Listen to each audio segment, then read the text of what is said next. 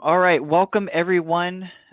We are excited to be back with our free monthly webinar series for 2018. We usually launch this webinar series after our January Safety and Compliance Conference held in Oregon that Glowstone puts on. If you have not seen the conference recordings, you can check them out at glowstone.com, or you can go to our YouTube channel. We got a lot of past webinars on there, our conference recordings for actually the last couple of years. Just a lot of great information and content that's on our YouTube channel as well. So we actually have some exciting webinars coming out in the next several months, thanks to John Salek, retired from the Oregon Trucking Association, and Mike Meredith, formerly with Haney Truck Lines. The webinar series that we're going to be doing over the next couple of months is on employee and driver retention. You do not want to miss it. Today, we will be talking about the huge deadline that passed by actually relatively quietly compared to December. The webinar topic today, ELDs, it's past April 1st. Now what? Before we begin, we do have a couple housekeeping items. This webinar is scheduled for an hour, but it might run much quicker than that. We do want to hear from your perspective about what's happening out there, what drivers are saying, what issues they're having, any questions that you might have. The phones will be muted during the webinar, so please submit your questions and stories in the chat box. I, Luke Kibbe, am your moderator today, and I'll be keeping an eye on the questions, and we'll have a Q&A session at the end to answer any of them. Lastly, this webinar is being recorded, and you will receive the presentation and the link of the recording after the webinar. Usually keep an eye out in your email tomorrow. I'll try to have it up by the end of the day today, but worst case scenario, check your email tomorrow for the recording of this. With that, let's get started. As we know, the ELD mandate is here. It's staying and now being enforced with drivers being placed out of service. So now what? How is this impacting drivers and companies? What are we learning? Are there changes coming because of the ELDs? I'm happy to introduce Glowstone's president, Dave Gray, to talk about all of this. A little bit about Dave, along with being a frequent industry speaker at events nationwide, Dave Gray serves as the president of North American Transportation Services Association, or NATSA. He's an active industry advocacy or advisory committee board member for both IFTA and IRP. He's active with the Oregon Motor Carrier Transportation Advisory Committee as well, also that's called MCTAC. And it's always a pleasure and privilege to have Dave join us on these webinars. So welcome, Dave, and you can take it away. Thank you, Luke. Good afternoon, everyone. Luke, I think you just gave me my whole entire presentation, but maybe I can add a little bit of content to what you've already said, and I think this is probably our fourth webinar over the last 12 months just on ELDs itself, just because ELDs, electronic logging devices, were anticipated to be a game changer within the industry, and there was a lot of unknowns, and the FMCSA throughout the last 12 months began to make things a little more clear, more clarification. Exemptions were granted, and it is kind of evolved over a period of time. So, and as we all know, December 17th, 2017, the mandate went into effect, and from December 17th through April 1st was determined to be a soft enforcement period where they would look and at ELDs for violations. Violations may be written up, but there was going to be no points assigned, and it wasn't going to affect the safety measurement system, the SMS, which is the calculations that are used to create your CSA scores and your safety scores. And obviously the ELD hours of service would affect the hours of service safety behavior within the CSA program. So that during the soft enforcement that was happening. During that time, law enforcement was also learning. They've got, I think at last look, there was over 350 different ELD certified products that are on the FMCSA website. And law enforcement, they're going to be seeing all of those, and so there's definitely a learning curve on their end, just as there is on the driver's end, and with the companies in the back office end of things. So everybody is learning through this, and that soft enforcement period was designed to kind of ease everybody into it without a lot of panic. So obviously April 1st happened, and what this is all about is what now, what has happened. And I think on your screen now, I received this screen in a link just yesterday from the FMCSA, and these are all of the violations that are associated with an ELD. And the first column is the reference within the Federal Motor Carrier Safety Regulations where you can find this particular violation, and then of course the description. And over to the right-hand column is the violation severity weight given to each of these violations. So again, during the soft enforcement period, December 17th or April 1st, none of these, they may have been written up, but the points that are associated aren't supposed to be added to your SMS and your CSA. And I guess that would be the first thing that maybe you might want to look at come May, or actually even now. I think the April was just out and updated, and you should be looking within your scoring, especially in the hours of service behavior, to see if any of these violations were recorded and part of your score. If so, they may be able to be removed. So I would check that if I were you. And I'm not going to read through this entire list, but some of these things on this list are a surprise to folks that we've discovered. And for example, the ELD's display screen cannot be viewed outside the motor vehicle. So if somebody's got a hardwired screen and they haven't put it close enough to where it can be viewed from outside from an officer standing on the runner and looking in, then you can get a violation for that. Another one, a portable ELD not mounted in a fixed position and visible to the driver. So some ELDs are, bring your own device, and folks have got a tablet or a phone, but they need to be fixed, mounted, obviously be able to pull them out of the mount and hand it over to the enforcement, but they need to be mounted, and if they're not mounted, that can be a violation. Driver failing to maintain an ELD user's manual. There's supposed to be a user's manual in the truck. Another one, drivers failing to maintain ELD's instruction sheet on how to transmit the data. That's supposed to be in the truck. Driver failed to maintain a supply of blank driver graph grid logs in case the ELD fails. They need to go back to paper. And if you're not, the drivers need to be carrying paper logs, and if they're not in the truck, it can be a violation.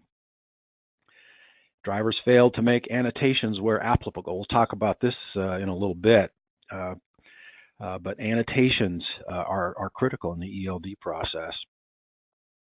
And maybe lastly, driver failed to assume or decline unassigned driving time. So that's a whole new vernacular used within ELDs, and we'll discuss that in a little bit.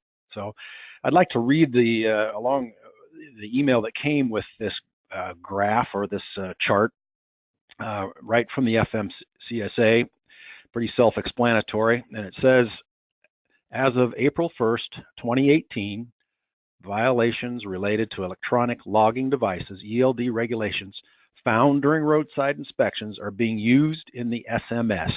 And again, SMS is the scoring system for CSA. These violations are not being applied retroactively. Violations recorded prior to April 1st, 2018 will not be counted in SMS, motor carriers that have received ELD-related violations will start to see them reflected in their hours of service compliance basic in early May 2018 when the next SMS results are released. So that just came yesterday, and basically obviously saying that, the points are starting to rack up for violations, and you'll be seeing them in your scores with the next update. And SMS scores, for those of you that don't know, are updated on a monthly basis. So the May update will include April violations. All right, so what are we, seeing? We at Glowstone, we've worked with many of our clients to get them into an ELD solution if they needed one, to get them into the right one that best fit their operations. We maintain a tech support department that for the GeoTab product that we resell on behalf of GeoTab, we maintain a tech support, and we have drivers and companies calling us and our tech support on a daily basis, trying to figure out, with their problems, and we walk them through. So we've got some expertise into what these phone calls are all about, and we've kind of gathered some of the most common problems that are out there of what we're seeing, and and I guess the first thing that we expected, but we didn't see, is that April 1st, it wasn't the disaster that many predicted. I mean, some of the trade magazines were predicting trucks parked on all of the exits and being put out of service. And actually, April 1st happened, and it was very, very quiet. We were expecting the phones to be ringing off the hook, and they really didn't. It was a pretty quiet event. It was much more. The phones were ringing much more heavily on December 17th when the mandate took effect than it was on April 1st. But that doesn't mean that enforcement is not happening. It is happening, and I think enforcement is still going through their learning curve, and there wasn't a big huge emphasis to fire all the cannons and give everybody violations. I think there's a lot of reasonableness been going on.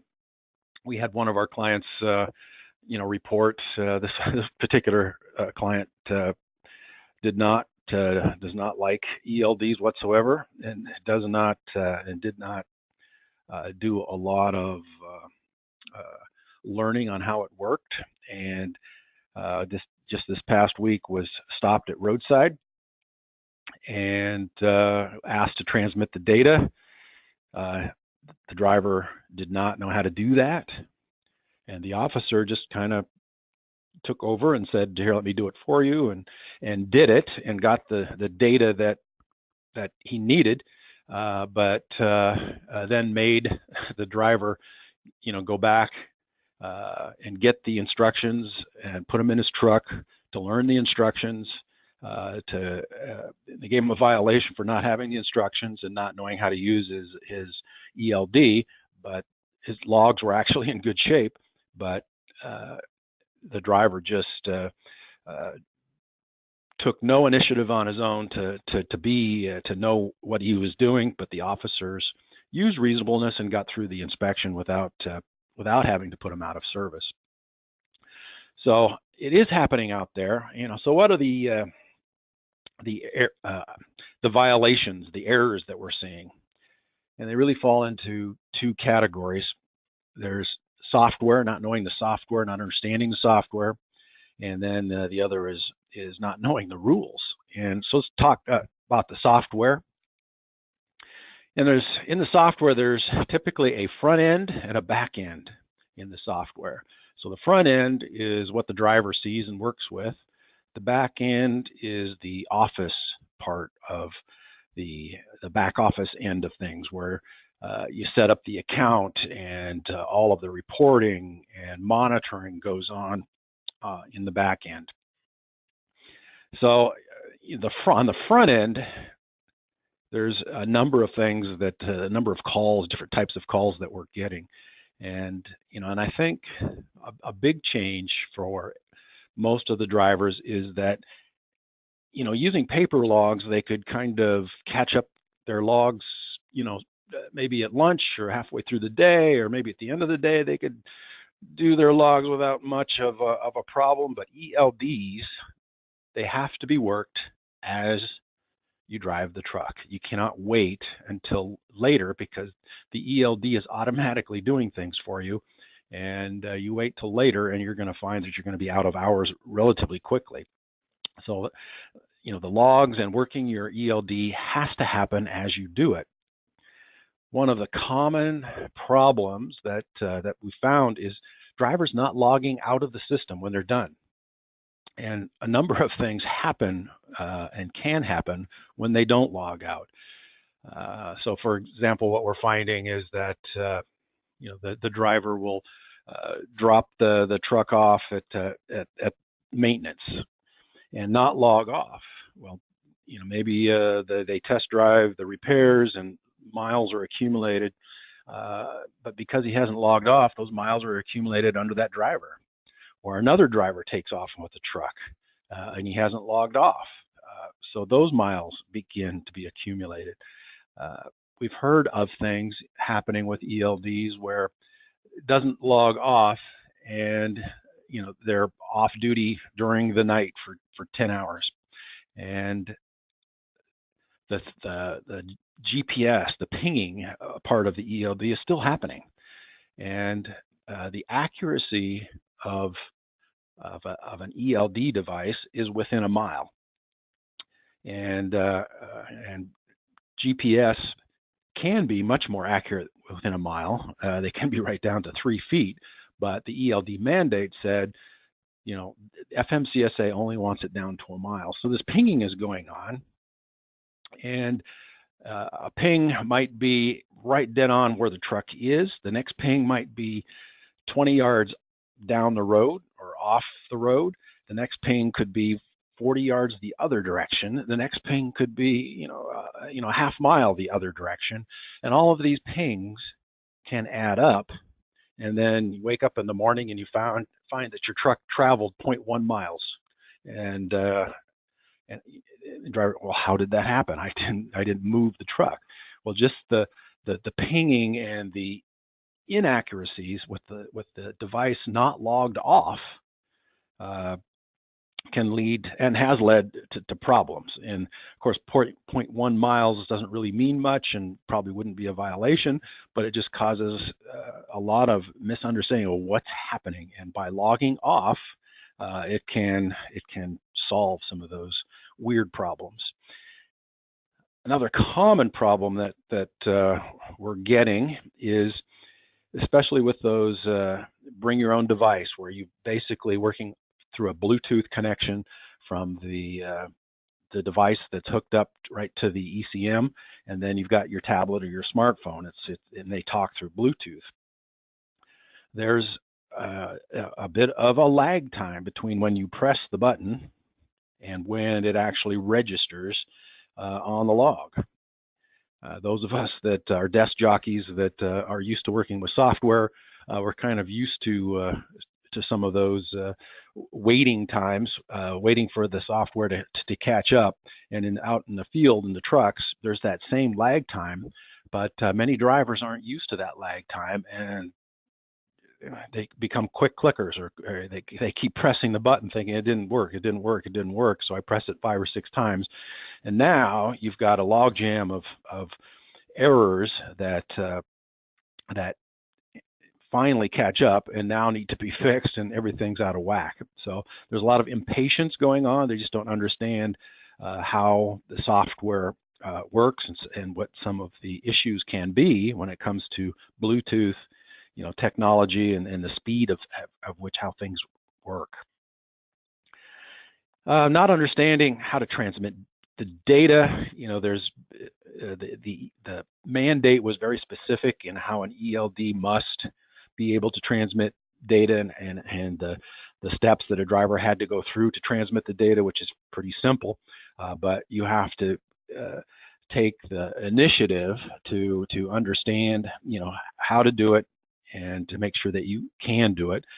Some enforcement folks are going to be like this guy last week, pretty reasonable, and let me do it for you. We'll learn this together. Others will take a very hard, I don't have time for this. You don't know how to do it. That's a violation.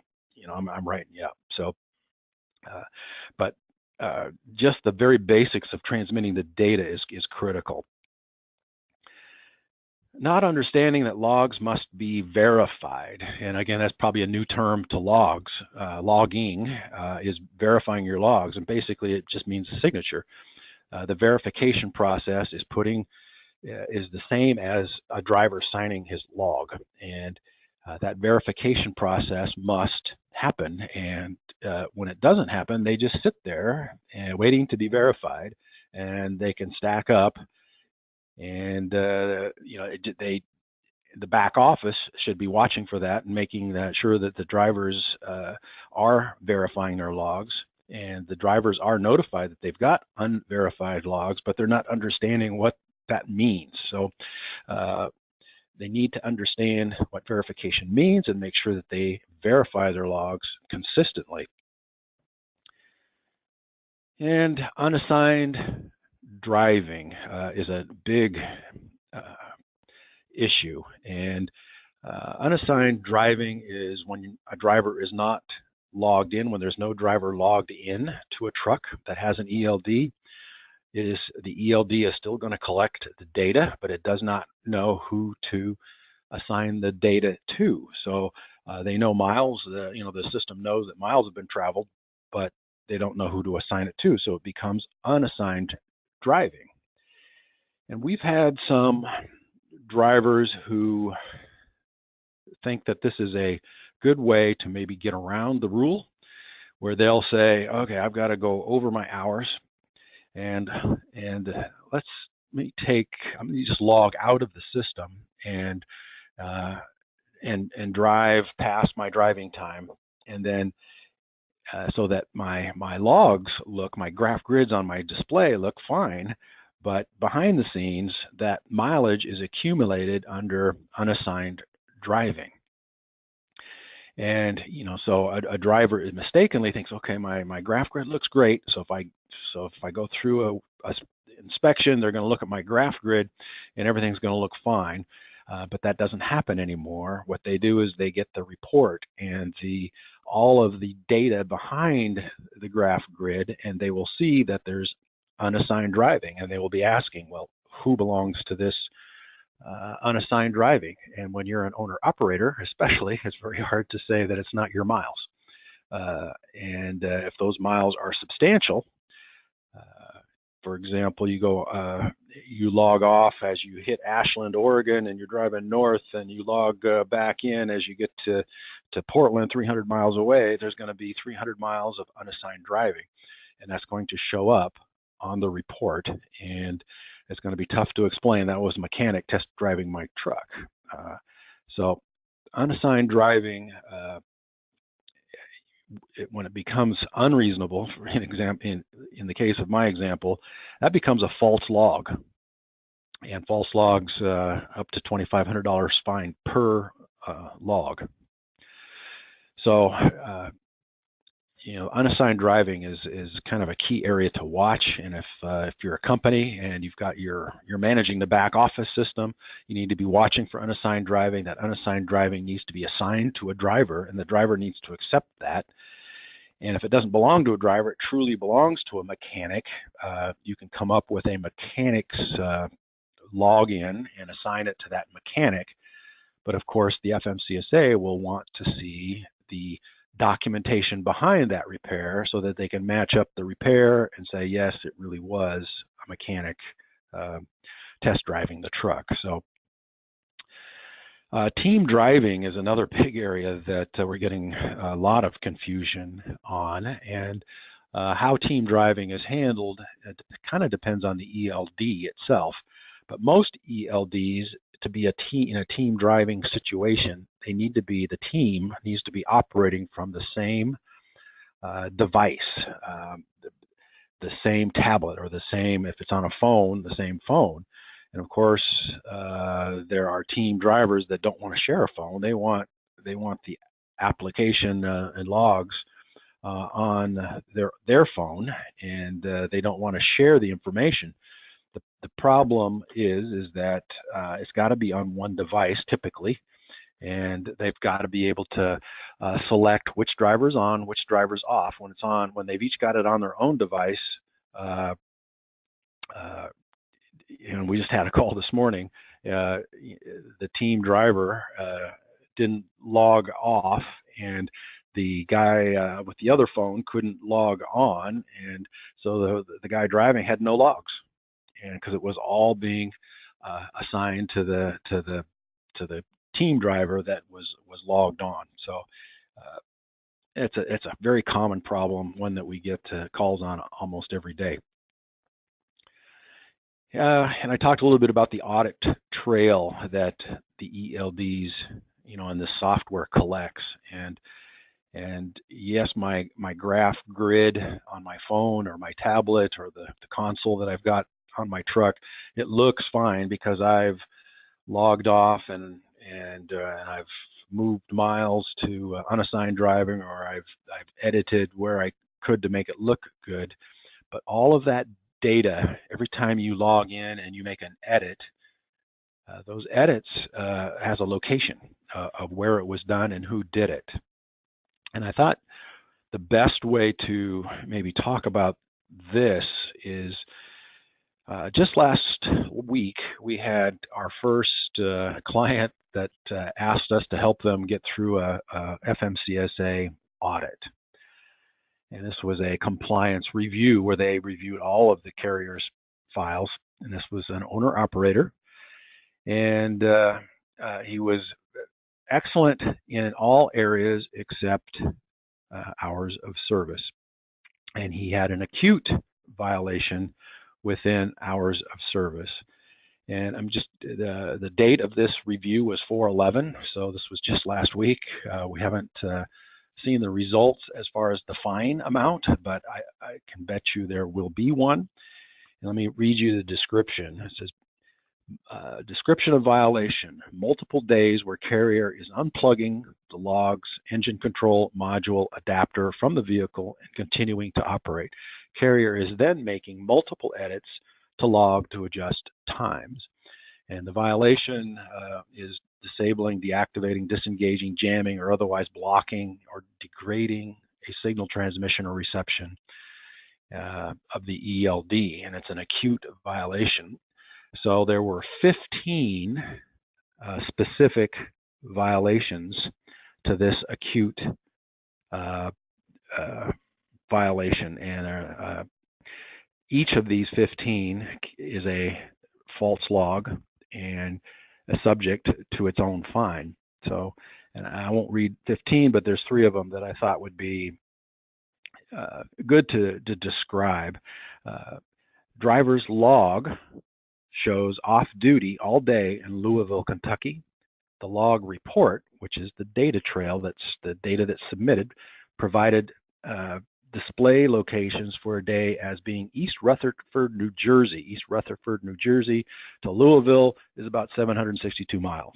So the driver, by unplugging it, was able to edit his logs to make it look like he was off in Louisville, but the report, when the data showed that he was actually in East Rutherford, New Jersey, 762-mile difference. That's a false log. Next one, which was the next day. Driver graph grid stated off duty from 0-100 hours to 8 a.m., 800 hours in Louisville, Kentucky. Log report shows at 3 a.m. an edit was made, and the location of the edit was in Jeffersonville, Ohio. Louisville, Kentucky to Jefferson is about 169 miles. So when he logged in to edit, it logged his location, and obviously his log, he was able to edit it because he wasn't on, he had it unplugged. He went back and edited it and said he was in Louisville. That's definitely a false log. And the last one I'll talk about, driver's log indicates arriving in Dakota, Minnesota at 2200 hours and took a break until 2230. At 2230, driver shows driving till midnight and stopping in Plankton, South Dakota. Trip miles, 374 miles in 1.5 hours. Driver would have had, and this is actually in the report, driver would have to have an average speed of 249 miles per hour.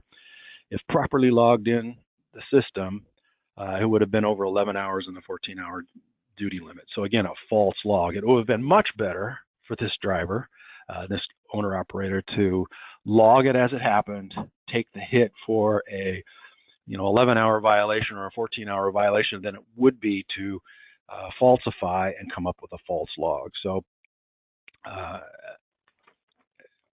I guess the moral to the story is it's very, very difficult with the requirements of an ELD to hide any of this stuff. And so it's really learning how to use it, and that's got to happen. Well, let's talk about not understanding the hours of service rules. And I guess that's been kind of the biggest surprise to me. I mean, the rules did not change with ELDs. And the rules have been in place. Well, they first started in 1930 with hours of service rules. So, and they've developed since then. So they've been around forever. And I think most of the misunderstanding, it comes from the private side, the businesses that aren't for hire, that operate trucks as part of their business. Trucking isn't their main business. And so attention to what it takes to legally operate a truck is really not top of mind. And I think that's where a lot of the misunderstanding comes from. But nevertheless, they're still just as regulated as a for-hire truck. So right down to not even understanding, what trucks are regulated. And I think in previous webinars we've gone over this several times, where it's 10,001 pounds, which is really almost a 1-ton pickup truck type of truck that is anything that and heavier, especially if you're pulling a trailer, is regulated. And if you don't meet an exemption for an ELD, you need to have one, even at that small of a weight, if you aren't exempt. So just in the news this past week, the FMCSA put out of service a trucking company that was actually a mining operation, and the picture in the newspaper showed a 1-ton truck, pickup truck. It had explosives. It was a mining company. It had explosives in the back of the truck. Wasn't packaged correctly. The driver didn't have a CDL. They weren't registered as hauling hazmat. No placards on the truck. The explosive weren't packaged correctly. They didn't have any of the hazmat stuff that they were supposed to have. And to top it all off, the detonators were in the cab of the truck. And these are the types of things that are on our roads today, that are out there, that these rules are, designed to, and luckily in this case, intercepted before something disastrous was to happen. And I think they noted in the article that this guy had been making many trips in the previous months before they stopped him. And so that particular driver company did not understand the regulations whatsoever, and were quickly put out of business from at least driving their trucks. So not understanding the rules, again, there's a lack of the preciseness, I guess, of an ELD. There's not an understanding of the preciseness. With the paper logs, they kept time in 15-minute increments, and the official rule was that if you're within 7.5 minutes of the top of the hour, you would round it up. If you were less than 7.5 minutes from the top of the hour, you would round it down. And of course, great latitude by many drivers within those 15-minute increments were taken. But with an ELD, it's within 30 seconds. So, for example, if you're on a 30-minute break, and if you start driving at 29 minutes, into your break, it is going to record you that you didn't take your 30-minute break. If at 29 minutes and 30 seconds, it will round it up to the 30 minutes. But anything less than that, it's very, very precise. And so that rounding up and rounding down in the 7.5 minutes and more with creative writing that goes on with paper logs just doesn't happen within the ELD. So that's kind of a new thing that drivers haven't wrapped their heads, or they're starting to wrap their heads around it as they get these violations and wonder why I got a violation for that. I never, I took my 30 minutes. Well, in actuality, it was 29 minutes. And so they need to know exactly and work with your ELD exactly to make it work and to not be in violation. Many don't realize that the driving duty status cannot be edited. That is a ELD mandate that in order to be a certified ELD, it cannot allow driving edits. The only edits could be in that regard could be in the back office, where you could take some driving time and make it unassigned driving because it was really the mechanic that was driving. But that would have to be heavily annotated and documented as to why you moved that. But as far as to edit it and say I really wasn't driving at that point in time, the ELDs do not allow that to happen. We had another warning from the FMCSA from a conference we attended last week, where they actually came out and said, if personal conveyance, that is a carrier's choice whether to allow their drivers to run on personal conveyance or not, and they recommended not. Don't allow that to happen because that's a big loophole, and drivers are taking advantage of that, saying, I've just got a couple more hours, I'll just put it into personal conveyance and go. And it is to be personal conveyance. Obviously, it cannot advance the load whatsoever. It can be used correctly by I'm parked for the end of my shift. I want to go to dinner. I need to drive it to the hotel from the receiver. That is allowable. Go to the restaurant or whatever, but you can't advance the load. They've even allowed personal conveyance now to be, you can be laden. It used to be you had to be unladen to use personal conveyance, but that wasn't fair to the box trucks who couldn't just unload anywhere and go on personal conveyance. So they allowed it to you can be laden and be in personal conveyance, but it is heavily abused out there, and the enforcement folks are on it and will show documentation that you really were on personal conveyance. Yard moves kind of the same way. If you're showing 500 miles in a yard move, or even 100 miles in a yard move, they're going to really question that, and they're going to be looking for backup documentation. And again, it's up to the carrier to either allow yard moves to happen or not. And so it'd be advisable to, if you allow those to happen within your ELD system, to make sure that on the back end that you're monitoring it and making sure the drivers are really using it correctly, because the enforcement folks are going to be watching for it. As they are with adverse driving conditions, there isn't a driving status for adverse driving conditions. It is simply a driver encounters it and allows them to go up to another 2 hours. And what they must do is annotate it. They must make a note saying, this was adverse driving conditions because, and make sure it's documented. And annotations are really what can keep a driver from getting a violation.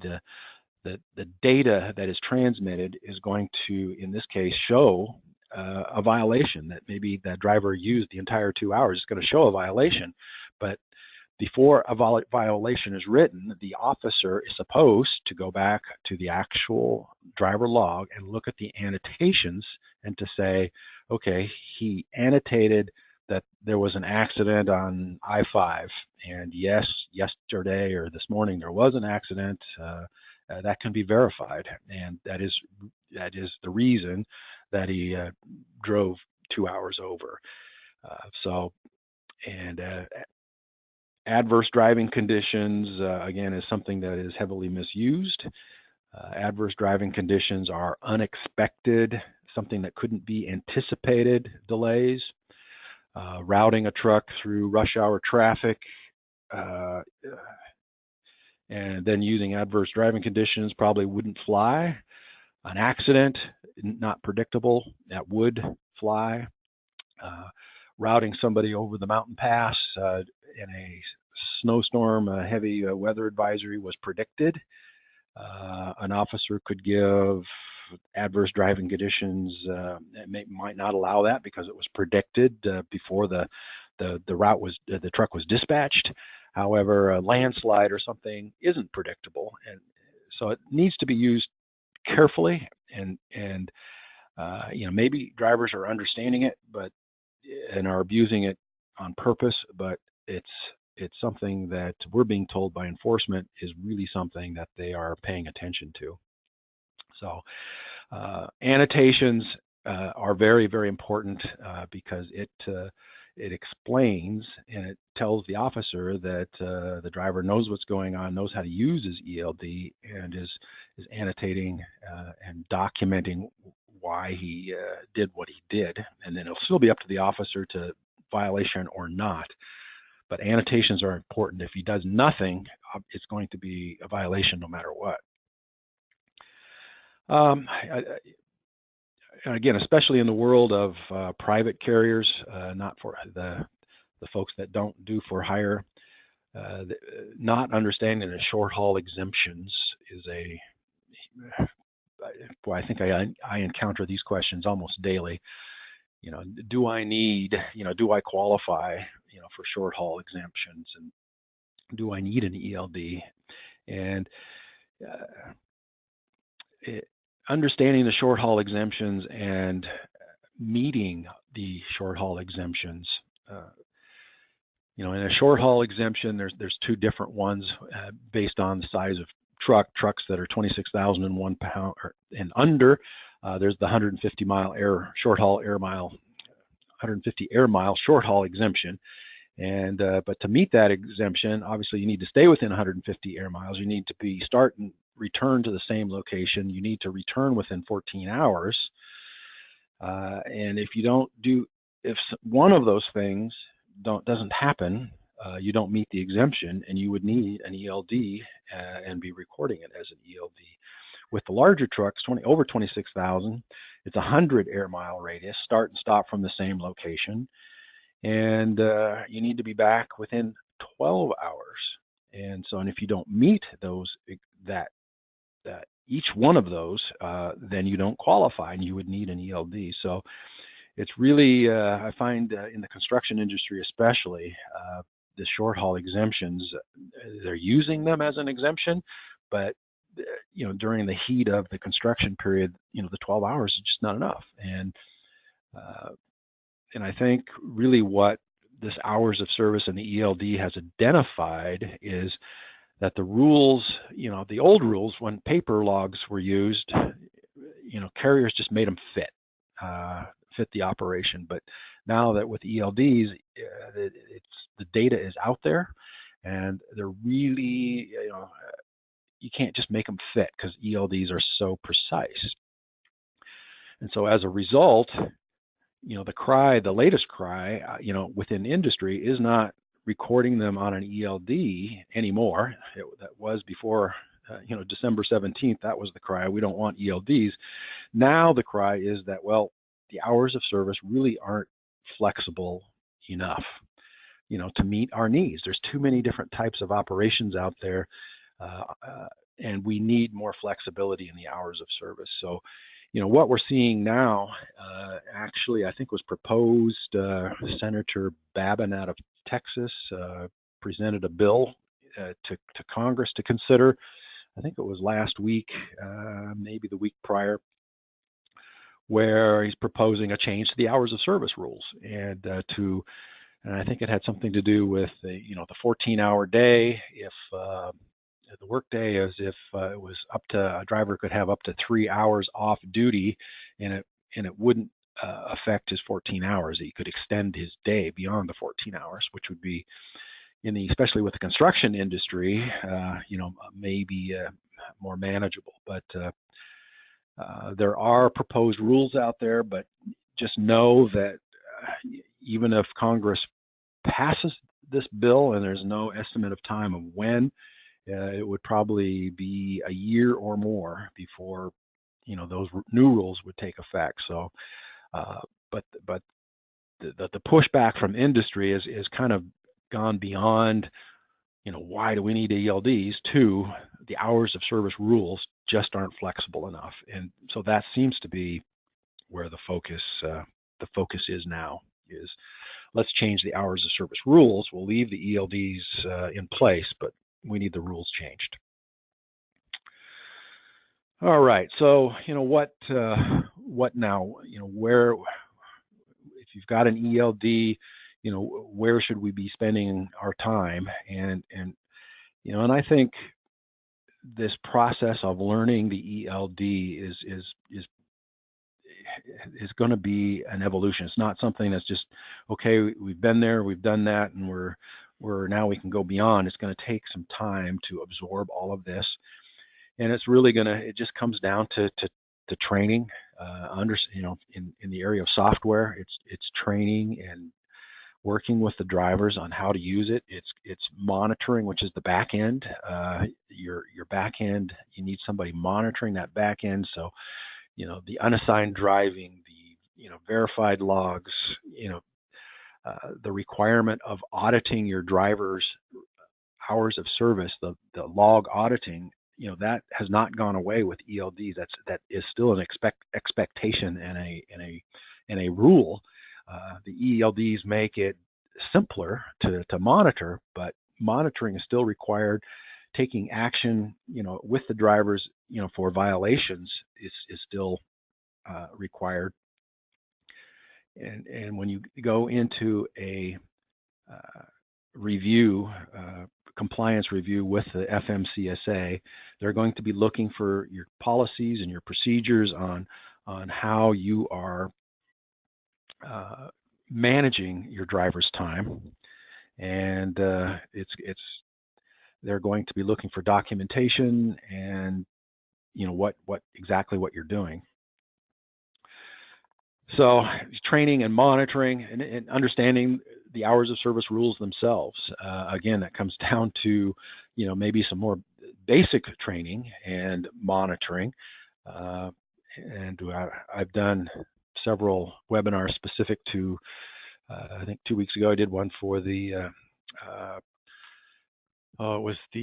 Insulation Contractors Association, where they had smaller trucks and they wanted some specific information right down to their type of operation, which if you're a private carrier you might want, and if there's not an understanding of how the basic rules work, to understand ELDs you need to understand the basic rules. So. And then I think, you need to get to the point where you're using the data to gain productivity, efficiency, and to improve your business. And we're already starting to see news out there in the trade magazines that shippers, there's obviously a huge demand for trucks. But it's just not trucks. They're looking for compliant trucks, and they're starting to ask for proof of ELD and compliance. And we definitely are seeing that in the insurance industry, where when renewing policies, they're asking for ELD data. And if you are a company that's supposed to be operating ELDs and you're not managing it properly, it's affecting your insurance rates, even if you can get insurance, especially if you're a small carrier and need insurance. So,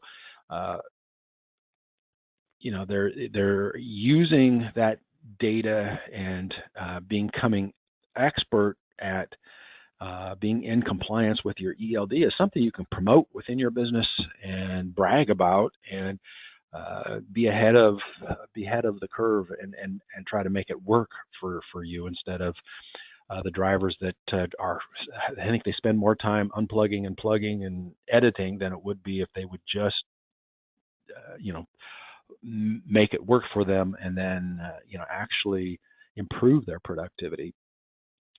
And the other thing we're seeing in that arena is there's a whole new emphasis on detention time. Again, for those of you that are for hire, very used to detention, not being paid for it, mostly, where you're having to sit for 5 hours to get unloaded, for example, and when you had an appointment time at 2 and you were there on time and they don't unload you, and that all affects your driving time. So all of that is much more, you can prove the amount of time that you're at the shipper, and the larger carriers are starting to make the receivers and the shippers pay for detention time because they now have proof.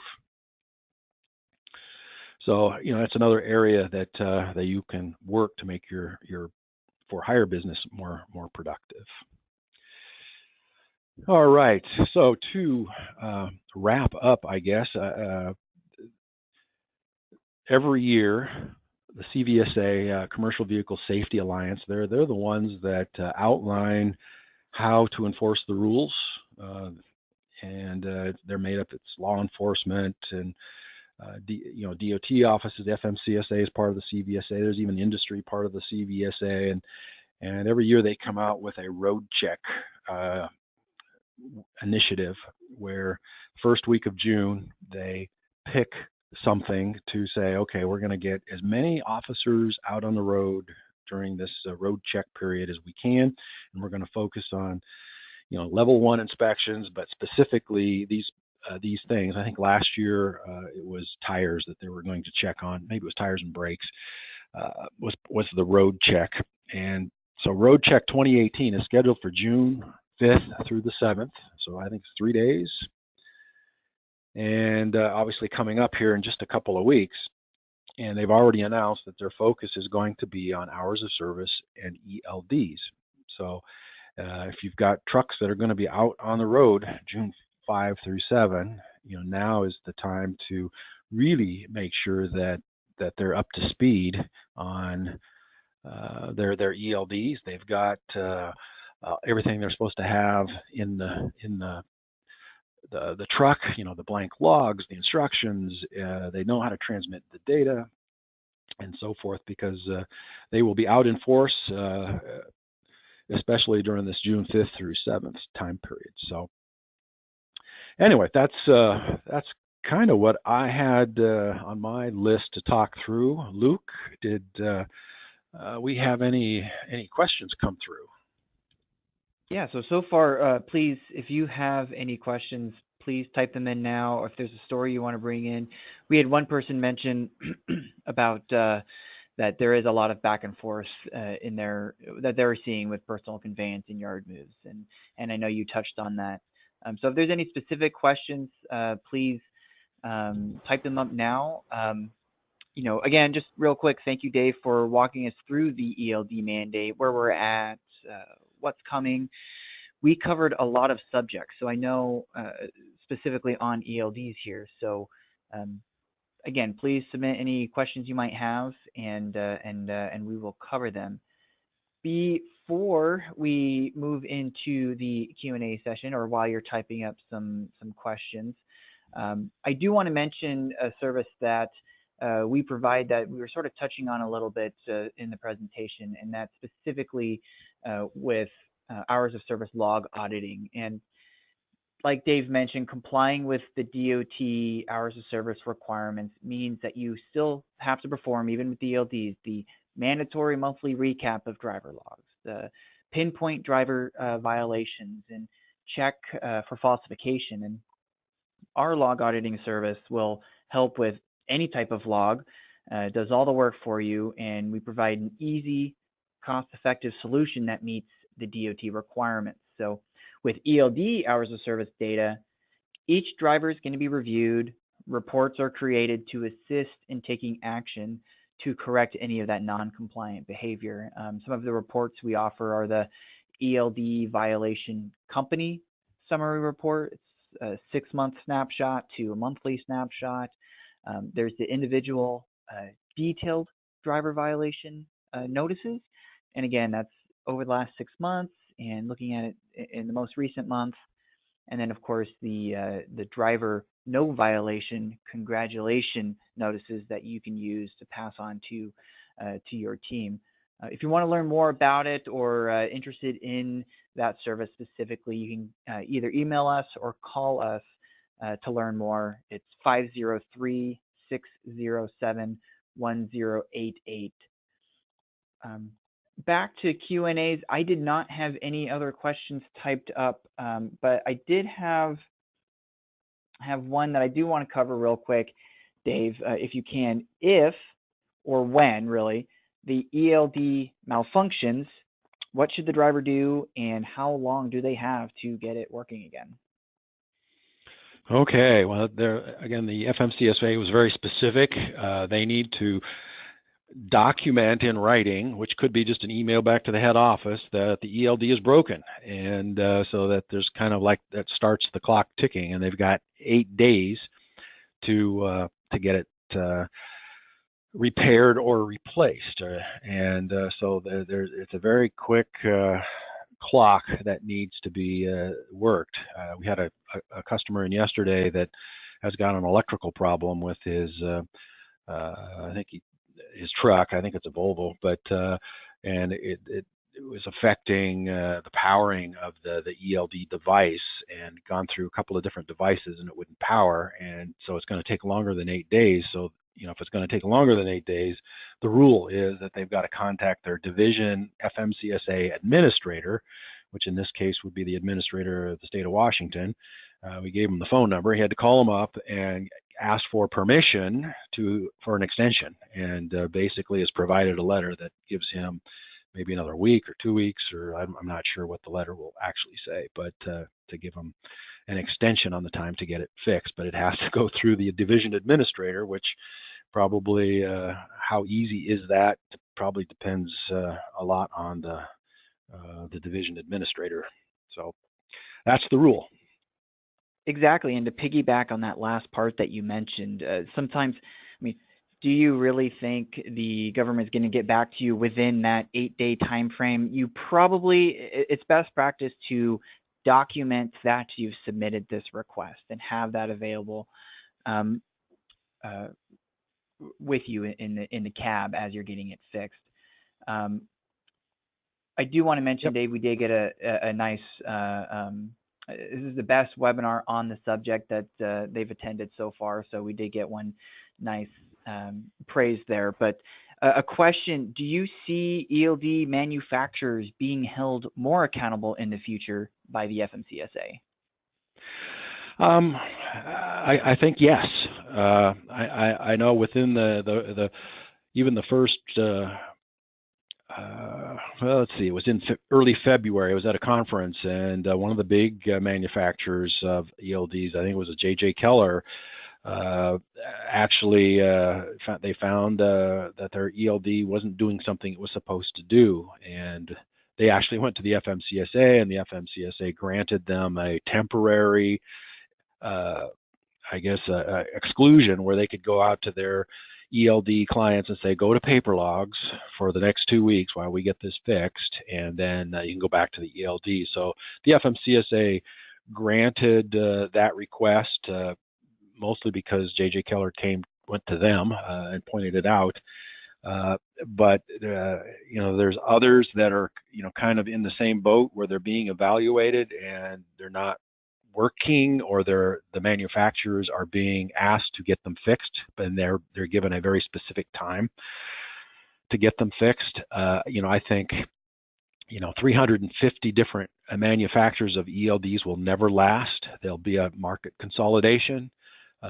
There's not enough trucks out there to support 350 different vendors. The winners will rise to the top, and the losers will get they go out of business or get absorbed by others that remain in business. So there's going to be a huge I think shakeup yet to come within ELD manufacturers, and hopefully if you've bought an ELD, you'll be on the winning manufacturer side, because the last thing you want to do is have to go out and buy these things again. Exactly. I do want to just quickly touch. It is, I know, the top of the hour, 2 o'clock. If you want to stick around, please stick around. We got one more question and our wrap up, but we do just want to at least mention that I know it's the top of the hour. Thank you for attending this webinar. We do have a question. What ELD device do you recommend for dually drivers? What ELD device for a dually driver? So, I guess I would need more information about the operation. Distance, what states, even where they drive, how they drive, all comes into play, for picking a specific, ELD. We have found that the Geotab product that to be probably the most versatile and the most customizable, to be able to really, they're one of the only ones out there where it's kind of like your smartphone, where if I want a particular thing on my phone, there's an app for that. Well, within the Geotab, there's that marketplace store where you can go and if you're a fuel hauler, you can buy an app for monitoring fuel. If you want to a route optimization, there's an app that you can add on to that. So without knowing more, it's tough to say just off the top of my head. Is EFTA reporting important to you as well as ELD? That has an effect on what ELD you'd want to buy, because he did add in saying pickup drivers are complaining about ELDs not working with their truck, and I'm assuming that might be the connection underneath the dash of the vehicle, probably being the main issue. And I know with Geotab, they're known to work with especially government fleets, basically non-trucking fleets, as a starting point of their company, and ELDs are designed to work with engine control modules, and that sounds like a simple statement, but not all engine control modules are equal. There's right down to specific models of trucks. Just as trucks and cars are recalled for a specific problem, by the manufacturer, there are glitches within ECMs, and if there are a glitch in the ECMs, there's going to be a glitch within the ELD product that attaches in there. So it can be a multitude of problems. Even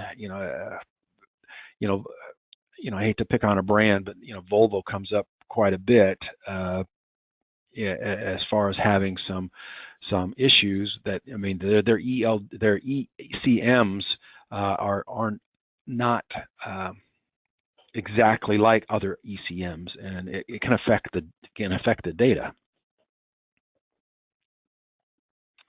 Perfect. And I don't see any other questions right now. And I just again want to thank you, Dave, for this webinar and being our speaker today. A lot of great information. Again, we will have this presentation emailed out to everybody. The link of the recording will be sent out in that email. Look for it tomorrow in your email boxes when I have that ready. Before we do wrap up, I want to mention a couple things that go along with what we were chatting about today. A lot of what we were chatting about is really a driver training issue to some degree, and we do offer a managed training service for drivers and for companies, especially if you're running outdated DVDs or VHS tapes. It's time to update it. Digital age, we have over 400 professionally produced videos, many produced by ourselves, covering training topics designed to enhance any existing safety training program. And our solution, it could be a one-time access to the library. A lot of times, if you've been audited and got a violation, and you need to track that you've done something, that you've trained these drivers about that specific violation. A lot of times, this is a perfect way to check out our course catalog and give us a call, and we can make sure they can watch some training videos on that specific subject, so you can document that. Also, we do offer the monthly subscription access to the library, and it's really designed to enhance any driver safety training program. You can check out the website, give us a call. Our course catalog that we have available, you can give us a call about that, 503-607-1088. And lastly, speaking on audits, we do offer audit solutions, whether it's before you enter an audit or if you are currently in an audit or already received a violation. We have ways that we can help. Pre-audit help is our FMCSA audit survival, to the periodic file review to make sure, it's sort of a mock audit, making sure your files look good. Post-audit help, we do help with the DOT safety management plan, corrective action, correspondence assistance, that whole process. And we do help with safety rating upgrades as well. So if you have any questions about that, or if you ever do get in audit help, save our information, and if it ever does come to it, you can give us a call at 503-607-1088 with your audit help. We do thank everyone for attending today. As I mentioned, check your email for the recording of this and the presentation slides. With that, I conclude the webinar, and you guys enjoy the rest of your week and month.